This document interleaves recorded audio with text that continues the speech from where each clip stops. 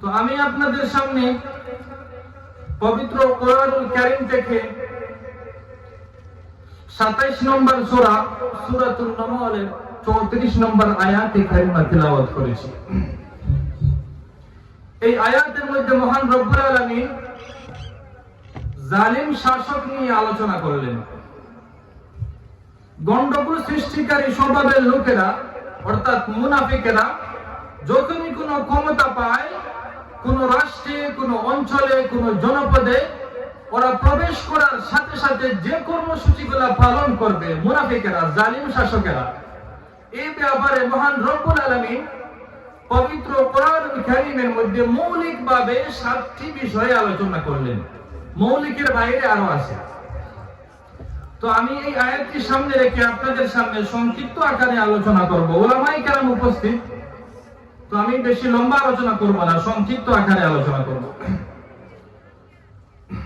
কোরআনুল কারীমে মহান রব্বুল আলামিন বলেন, গন্ডগোল সৃষ্টিকারী স্বভাবের লোকেরা, জালিম শাসকেরা যখনই কোনো দায়িত্ব পায়, কোনো ক্ষমতা পায়, ওরা সর্বপ্রথম যেই কাজটি করবে, ওরা সন্ত্রাস এবং দাসের রাজত্ব কায়েম করবে। বলেন নাউজুবিল্লাহ।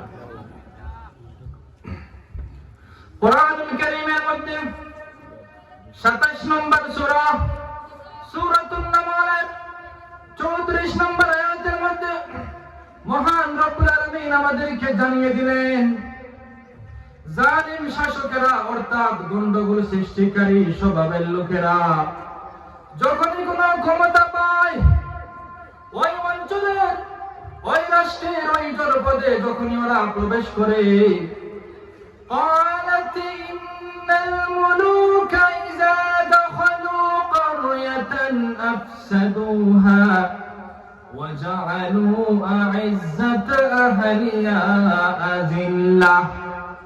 আল্লাহ তাআলা বলছেন, মুনাফিকেরা, জালিম শাসকেরা যখনই কোনো ক্ষমতা পায়, ওই অঞ্চলের, ওই রাষ্ট্রের, ওই জনপদে সন্ত্রাস এবং দাসের রাজত্ব কায়েম করে। শুধু তাই নয়, ওয়াজআলু আ'ইজ্জাতা আহলিয়া আযিল্লাহ, ওই সমাজের, ওই রাষ্ট্রের, ওই জনপদের যত সম্মানিত ব্যক্তি আছে, কোরআনের কথা বলে, হাদিসের কথা বলে, দ্বীনের কথা বলে, ওই সমস্ত মানুষদের পিছনে খারাপ খারাপ ট্যাগ লাগিয়ে আযিল্লাহ, অপমানিত করে, অপদস্থ করে। এই কথা কি আমাদের দেশের সাথে মিলে নাকি অন্য দেশের সাথে শুধু মিলে? আসতে বলবেন না, বলেন। এই কথা কি আমাদের দেশের সাথে মিলে? ওয়াজআলু আ'ইজ্জাতা আহলিয়া আযিল্লাহ, ওই সমাজের, ওই রাষ্ট্রের, ওই জনপদের যত সম্মানিত ব্যক্তি আছে, কোরআনের কথা বলে, হাদিসের কথা বলে, ওই সমস্ত মানুষদের পিছনে খারাপ খারাপ ট্যাগ লাগিয়ে অপমানিত করে, অপদস্থ করে।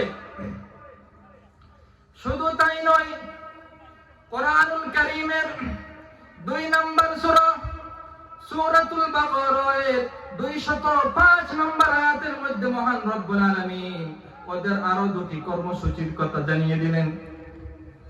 وَإِذَا تَوَلَّى سَعَى فِي الْأَرْضِ لِيُفْسِدَ فِيهَا وَيُهْلِكَ الْحَرْثَ وَالنَّسْلَ وَاللَّهُ لَا يُحِبُّ الْفَسَادَ। আল্লাহ তাআলা বলছেন, মুনাফিক পুরুষ এবং নারীরা যখনই কোনো অঞ্চলে প্রবেশ করে, দায়িত্ব পায়, 3 নম্বরে যে কর্মসূচি পালন করবে, লিউফসিদা ফিহা ওয়া ইউহলিকাল হারস। হারসের ব্যাখ্যায় মুফাসসিরিনে কেরামগণ বললেন, সমাজ কিংবা রাষ্ট্রের গুরুত্বপূর্ণ মালামালগুলোকে ইউহলিক, ধ্বংস, লুটপাট, মাস্তানি, দুর্নীতি করে করে রাষ্ট্রীয় সম্পদকে নিজের মনে করে ব্যবহার করে। কি বলেন, এই কথা কি আমাদের দেশের সাথে মিলে নাকি ইন্ডিয়ার সাথে মিলে? আল্লাহ তাআলা বলছেন, সমাজ কিংবা রাষ্ট্রের গুরুত্বপূর্ণ মালামালগুলোকে নিজের মনে করে অপব্যবহার করে।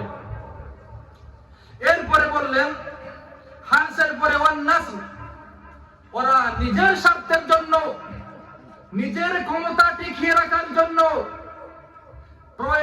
আল্লাহর জমিনে আল্লাহর সৃষ্টি মানুষ পর্যন্ত হত্যা করে। বলেন না